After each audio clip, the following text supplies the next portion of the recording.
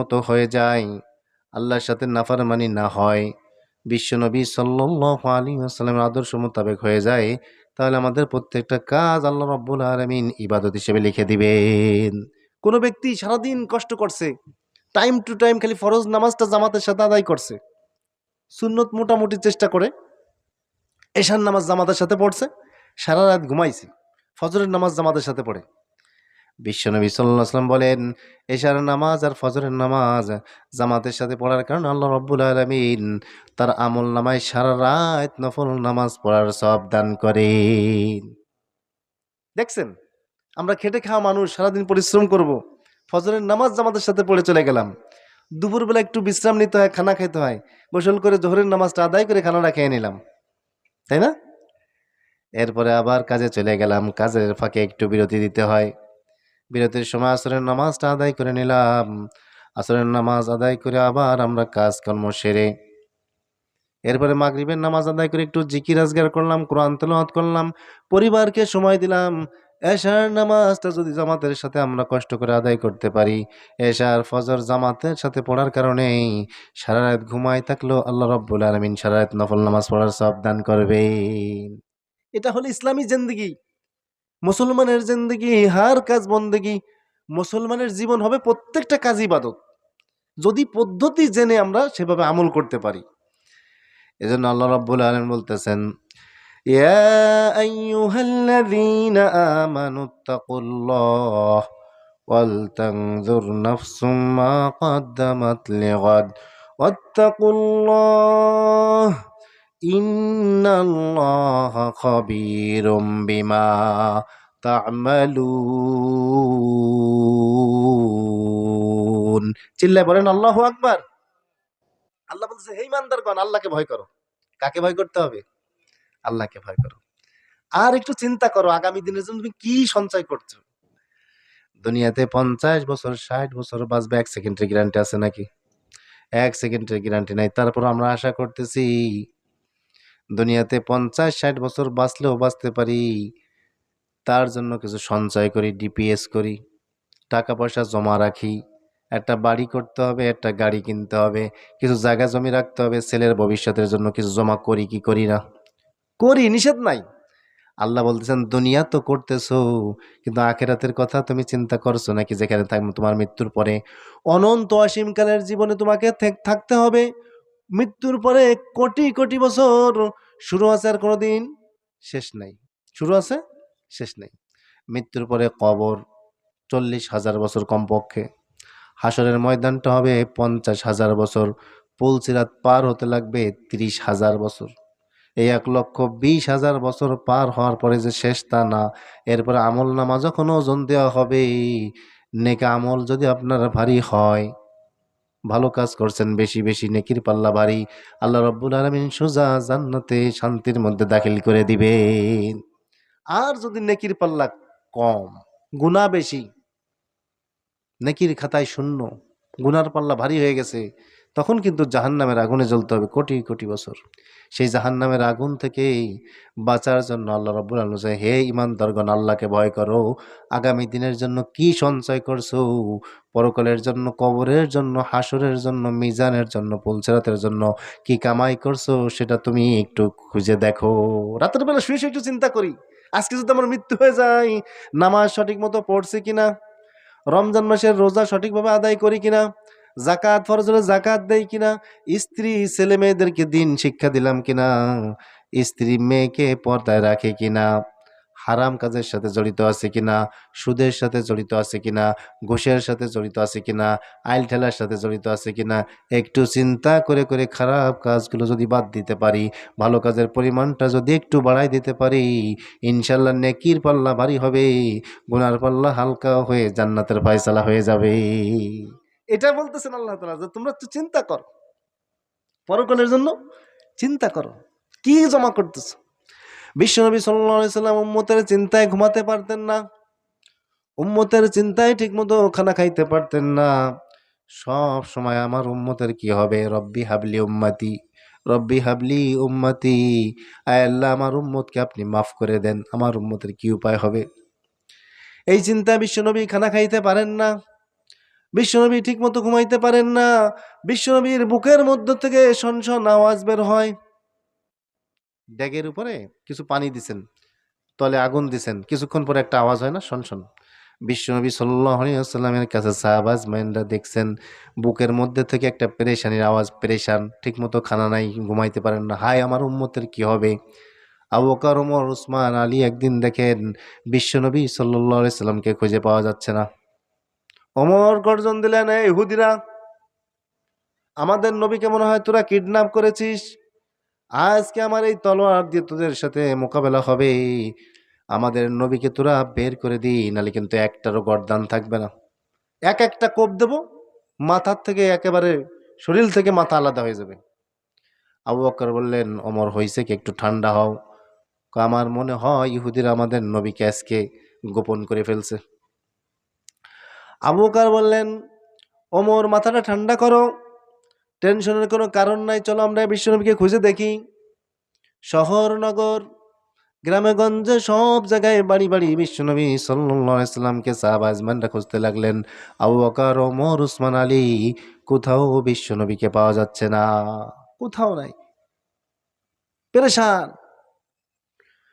আবু বকর, ওমর, আলী, উসমান চিন্তা করলেন, শহরে পেলাম না, কোনো বাড়িতে বিশ্বনবী সাল্লাল্লাহু আলাইহি ওয়াসাল্লামকে আমরা পেলাম না, চলো আমরা ওই মাঠের মধ্যে চলে যাই।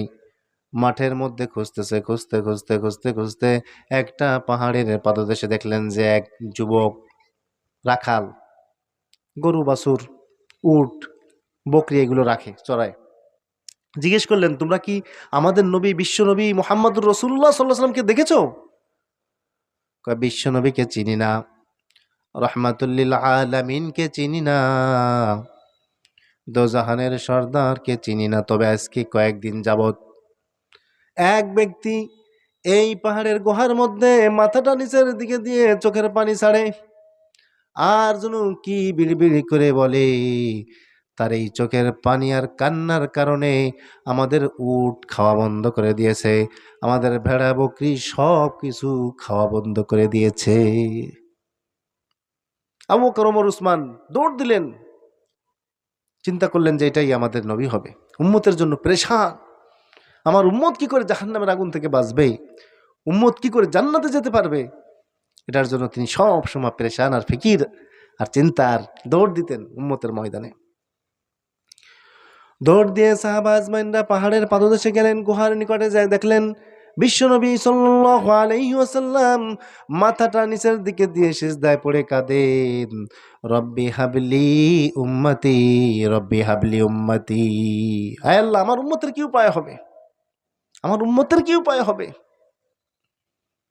আবু বকর ডাক দিয়ে বলে, ইয়া রাসূলুল্লাহ, আপনি ওঠেন, আপনি মাথা উঁচু করেন। ওমর ডাক দিয়ে বলে, ইয়া রাসূলুল্লাহ, আপনি মাথা উঁচু করেন। আপনার উম্মতের জন্য আল্লাহ রাব্বুল আলামিনের সন্তুষ্টির জন্য আমি যত নেক আমল করছি, আমার আপনার উম্মতের জন্য সব নেক আমল আমি সদকা করে দিলাম। মাথা উঠায় না।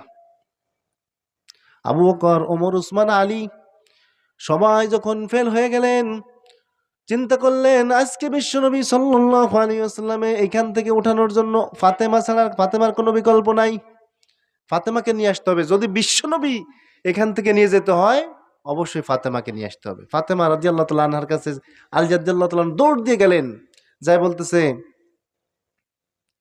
দ্রুত আসতে হবে। বিশ্বনবী সাল্লাল্লাহু আলাইহি ওয়াসাল্লাম সিজদায় পড়ে, খাওয়া নাই, ঘুম নাই, খালি চোখের পানি। আর এই তার চোখের পানি ফেলানোর কারণে উটগুলো খানা বন্ধ করে দিয়েছে, চোখের পানি ছেড়ে দিছে, ভেড়াগুলো চোখের পানি ছেড়ে দিছে। ফাতেমা রাদিয়াল্লাহু তাআলা আনহা যখন দৌড় দিয়ে চলে গেলেন, যাই বলছে, আব্বা আপনি মাথা উঠান, আপনার উম্মতের জন্য আপনি পেরেশান, কোনো চিন্তা করবেন না, আপনার উম্মতের জন্য আমি জীবনে যত নেক আমল করছি সব কিছু আপনার উম্মতের জন্য বিসর্জন দিয়ে দিলাম। তাও মাথা উঠায় না। এরপরে হযরত ফাতেমা রাদিয়াল্লাহু তাআলা আনহা বললেন, আমার কলিজার টুকরা হাসান হুসাইনকে আমি আপনার উম্মতের জন্য বিসর্জন দিয়ে দিলাম। এটা যখন বলছে, আল্লাহ রাব্বুল আলামিন সঙ্গে সঙ্গে জিবরাইল আলাইহিস সালামকে পাঠিয়ে দিলেন। জিবরাইল বললেন, ইয়া রাসূলুল্লাহ, আপনি মাথা উঠান, আপনি দেখতেছেন না কি অবস্থা হইতেছে, আপনার কলিজার টুকরা ফাতেমা তার হাসান হুসাইনকে আপনার দ্বীনের জন্য, আপনার উম্মতের জন্য কুরবানি করে দিতেছে, আপনি মাথা উঠান। এরপরে বিশ্বনবী সাল্লাল্লাহু আলাইহি ওয়াসাল্লাম মাথা উঠালেন। উম্মতের জন্য কেমন ফিকির ছিল। ঘুম নাই, খাওয়া নাই, এক ইহুদির কাছে দাওয়াত নিয়ে গেছেন। ইহুদির কাছে বিশ্বনবী সাল্লাল্লাহু আলাইহি সাল্লাম রাতের বেলায় দাওয়াত নিয়ে গেছেন। চিন্তা করলেন, ইহুদিকে যদি আমি রাতের বেলায়, এখন সব কিছু পরিবেশ নির্ঝুম আছে, এই সময় যদি দাওয়াতটা দেই, কালেমার দাওয়াতটা দেই, জাহান্নামের ভয় দেখাই, হয়তো ইহুদি দাওয়াতটা কবুল করতে পারে। বিশ্বনবী সাল্লাল্লাহু আলাইহি সাল্লাম বললেন, ও ভাই ইহুদি, তুমি এই কালেমা পড়ো।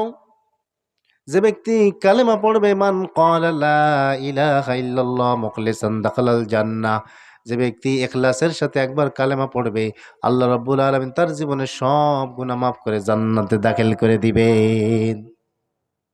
সুবহানাল্লাহ, একটু জোরে বলি। ইহুদিকে কালেমার দাওয়াত দিয়েছেন, কিসের দাওয়াত বলেন তো? কালেমার দাওয়াত পাওয়ার সাথে সাথে ইহুদি রাগান্বিত হয়ে গেছে। আমার বাপ দাদার ধর্ম তুমি ছাড়তে বলো। বিশ্বনবী সাল্লাল্লাহু আলাইহি সাল্লামকে বুঝতে পারে নাই, চিনতে পারে নাই, গলাদার ধাক্কা দিয়ে ঘর থেকে বের করে দিয়েছে। চিন্তা করেন তো, যার গায়ের মধ্যে মশা মাছি বড় হারাম ছিল, সেই নবীকে ওই ইহুদি গলা ধাক্কা দিয়ে বের করে দিয়েছে। আমরা হলে কি করতাম? আমরা আমরা যদি দাওয়াত দিতে যাই, কেউ আমাদেরকে গলা ধাক্কা দিত, ওর গোষ্ঠী শুদ্ধ উদ্ধার করতাম কিনা বলেন? অথচ বিশ্বনবী সাল্লাল্লাহু আলাইহি ওয়াসাল্লামকে গলা ধাক্কা দিয়েছেন, বিশ্বনবী সাল্লাল্লাহু আলাইহি ওয়াসাল্লাম ফিরে যাচ্ছেন, তারপরে উম্মতের জন্য চিন্তা। আরেকবার ফিকির করতেছেন, বলতেছে, শোনো, তুমি আমার গলা ধাক্কা দিছো, আমার কোনো দুঃখ নাই, কিন্তু মনে রাখবা, তুমি যদি আজকে আমার এই দেওয়া কালেমা, যেটা আল্লাহ রাব্বুল আলামিনের পক্ষ থেকে আমি এনেছি, এই কালেমা যদি তুমি না পড়ো, আমাকে নবী বলে স্বীকার না করো, কাল কিয়ামতের কঠিন মুসিবতের দিন ফেরেশতারা তোমাকে গলা ধাক্কা দিতে দিতে জাহান্নামের মধ্যে ফেলে দিবে। নাউজুবিল্লাহ। এই কথা তার দিলের মধ্যে হিট খাইছে। এবার আল্লাহ হিদায়াত দেবে তো, একেবারে গলে গেছে মোমের মতো। হায় হায়, বিশ্বনবী বলে কি, আমি যদি এই কালেমা না পড়ি, ইসলাম কবুল না করি, দিনের পথে না চলি, নবীর আদর্শ মেনে না নেই, কাল কিয়ামতের কঠিন মুসিবতের দিন ফেরেশতার গলা ধাক্কা খেয়ে জাহান্নামে জ্বলা লাগবে। সঙ্গে সঙ্গে বলতেছে, ইয়া রাসূলুল্লাহ, আপনি আমাকে পড়াই দেন, আশহাদু আল্লা ইলাহা ইল্লাল্লাহু ওয়াহদাহু লা শারীকা লাহ ওয়া আশহাদু আন্না মুহাম্মাদান আবদুহু ওয়া রাসূলুহু। এটা ছিল বিশ্বনবীর ফিকির। হাজারো ব্যথা বেদনার পরও তিনি এই দিনের কাজ ছাড়ছেন নাকি? হাজারো ব্যথা বেদনার পরে ফিরে আসনি তুমি আপন ঘরে, দিনের আলো তুমি ছড়িয়ে দিতে চলে গেলে মদিনায় মক্কা ছেড়ে, হে রাসূল তোমাকে ভুলি আমি কেমন করে, হে রাসূল তোমাকে ভুলি আমি কেমন করে।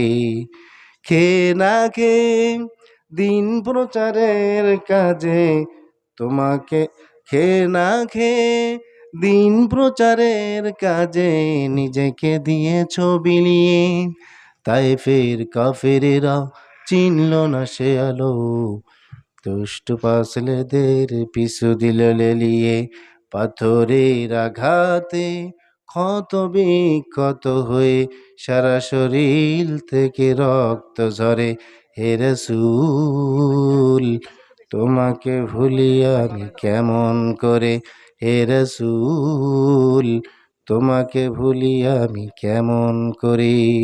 সেই নবী আমাদের জন্য কত ফিকির করছেন, কত চিন্তা করছেন, উম্মতের জন্য পেরেশান। রব্বি হাবলি উম্মতি, আয় আল্লাহ আমার উম্মতকে আপনি মাফ করে দেন। আমার উম্মতের কি উপায় হবে? উম্মতের জন্য পেরেশান ছিলেন রসুল, আমাদেরও রসুলের জন্য পেরেশান হওয়ার দরকার আছে না নাই? একদিনের একটা ঘটনা বলে শেষ করে দিতেছি। আজকের মাহফিলের বিশেষ অতিথি ইতিমধ্যে আমাদের মধ্যে চলে আসেন, সবাই বলেন মারহাবা। তাকবীর দেন তো, নারায়ে তাকবীর, আরো জোরে নারায়ে তাকবীর। আল্লাহ তাআলা আজকের মাহফিলকে কবুল করে নেন, আমাদের নাজাতের ওসিলা হিসেবে আল্লাহ কবুল ফরমান। বিশ্বনবী সাল্লাল্লাহু আলাইহি ওয়াসাল্লাম একদিন বসে আছেন, জিবরাইল আলাইহিস সালাম আসলেন। বিশ্বনবী সাল্লাল্লাহু আলাইহি ওয়াসাল্লাম জিবরাইলের দিকে তাকিয়ে বলতেছেন, ভাই জিবরাইল, বুঝলাম না আপনার চেহারাটা আজকে এরকম বিকট হয়ে গেছে কেন? আপনার চেহারায় তো সেরকম আগের মতো চেহারা নাই, এরকম অস্থির একটা চেহারা কেন? বলতেছে, ইয়া রাসূলুল্লাহ, আল্লাহ রাব্বুল আলামিন জাহান্নামের সব শাস্তি টাস্তি সব কিছু অ্যারেঞ্জ করে আমাকে জাহান্নাম দেখতে বলেছেন। সেই জাহান্নাম দেখে, তার শাস্তি দেখে আমার অবস্থা আজকে খারাপ হয়ে গেছে। কি দেখলেন জাহান্নামের মধ্যে? হায় হায়, জাহান্নামের মধ্যে যে শাস্তি, জাহান্নামের মধ্যে জাহান্নামীদেরকে যে শাস্তি দেওয়া হবে, শিকল থাকবে, লোহার শিকল। সেই শিকলের মধ্যে যে কড়াগুলো থাকবে, একটা কড়া যদি জাহান্নাম থেকে বের করে দুনিয়ার কোনো পাহাড়ের উপর রাখা হয়, ওই একটা কড়ার আগুনের তাপে পাহাড়গুলো পুড়িয়ে ছাই হয়ে যাবে। নাউজুবিল্লাহ। শুধু তাই নয়, জাহান্নামীদের গায়ের মধ্যে যে জামা কাপড়গুলো থাকবে, এত দুঃখ, এত কষ্ট, এত রক্ত পুজ মিশ্রিত, এত দুর্গন্ধময় কাপড়। একটা কাপড় যদি দুনিয়ার মধ্যে ফেলে দেওয়া হতো, দুনিয়ার মানুষ ওই দুর্গন্ধে সব একসাথে মরিয়ে শেষ হয়ে যেত। এরপরে জিবরাইল বলতেছেন, ইয়া রাসূলুল্লাহ, ওই জাহান্নাম থেকে যদি একটা সুই বরাবর ছিদ্র করে দেওয়া হতো, ওই সুয়ের মাথা দিয়ে যতটুকু আগুন আসতো, ওই আগুনের তাপে দুনিয়াটা পুড়িয়ে সাফ হয়ে যেত, এত পরিমাণ আগুনের তীব্রতা। আর কি দেখলেন? জিবরাইল আলাইহিস সালাম বলতেছেন, ইয়া রাসূলুল্লাহ, জাহান্নামের সর্বনিম্ন স্তরে কারা? দেখে আসলাম। কয় কারা? ইন্নাল মুনাফিকিনা ফিদ দারকিল আসফালি মিনান নার। জাহান্নামের সর্বনিম্ন স্তরে থাকবে মুনাফিক। মুনাফিকরা একেবারে সর্বনিম্ন স্তরে। অনেক ব্যাখ্যা আছে, সংক্ষিপ্ত কারে শেষ করে দিতেছি। এর উপরে কি দেখলেন? জাহান্নামের সর্বনিম্ন স্তরে মুনাফিক। দ্বিতীয় স্তরে যাদেরকে দেখলাম, তারা হলো মুশরিক, আল্লাহর সাথে শিরিক করে। এরপরে কি দেখলেন? কয় ৩ নম্বর স্তরে দেখলাম নক্ষত্র যারা পূজা করে, তারা থাকবে ৩ নম্বর স্তরে। চতুর্থ স্তরে ইবলিস আর তার দলবলকে দেখলাম। পঞ্চম নম্বরে দেখলাম ইহুদি। ষষ্ঠ নম্বরকে দেখলাম খ্রিস্টান। এরপরে থামিয়ে গেছে। বিশ্বনবী সাল্লাল্লাহু আলাইহি ওয়াসাল্লাম বলেন, ভাই জিবরাইল থামলেন কেন? বলেন বলেন বলেন। মুখটা ফিরাই নিয়ে গেছে, পেরেশান। বিশ্বনবী সাল্লাল্লাহু আলাইহি ওয়াসাল্লাম ব্যাকুল হয়ে গেলেন। ভাই জিবরাইল বলেন, কেন বলেন না? বলছে, ইয়া রাসূলুল্লাহ, সবার চেয়ে উপরের যে স্তর আছে, ওই স্তরের মধ্যে থাকবে আপনার ওই সমস্ত উম্মত। উম্মত বলার সাথে সাথে রসুল কি আর আছে বলেন? হায় হায়, আমার উম্মত থাকবে। আপনার ওই সমস্ত উম্মত জাহান্নামের সর্বের উপরে যে জাহান্নামের স্তর আছে, ওই স্তরে আপনার উম্মত থাকবে। যারা কবিরা গুনাহ করেছে, বড় বড় গুনাহ করেছে, তওবা না করে যাদের মৃত্যু হয়ে গেছে, ওই সমস্ত উম্মত থাকবে জাহান্নামের সর্ব উপরে। এই কথা শোনার সাথে সাথে বিশ্বনবী সাল্লাল্লাহু আলাইহি ওয়াসাল্লাম সহ্য করতে পারেন, বেহুশ হয়ে গেলেন। বেহুশ হয়ে গেছেন, আর হুঁশ ফেরে না। জিবরাইল আলাইহিস সালাম মাথাটা জিবরাইল আলাইহিস সালামের কোলের মধ্যে তুলে নিলেন। হুঁশ হয় না অনেকক্ষণ পরে, যখন হুঁশ হলো শুধু কান্না আর কান্না। জাহান্নামের ভয়, উম্মতের পেরেশান, তিনি পেরেশান হয়ে গেছেন, কাঁদতেছেন কাঁদতেছেন। বিশ্বনবী সাল্লাল্লাহু আলাইহি ওয়াসাল্লামের কান্না আর থামে না। ঘরে গেলে কান্না, নামাজে যান কান্না জড়িত কণ্ঠে নামাজ। নামাজ থেকে বের হয়ে খাওয়া দাওয়া সব বাদ হয়ে গেছে, চেহারাটা হলুদ হয়ে গেছে। উম্মতের জন্য ফিকির, রব্বি হাবলি উম্মতি, আল্লাহ আমার উম্মতের কি হবে।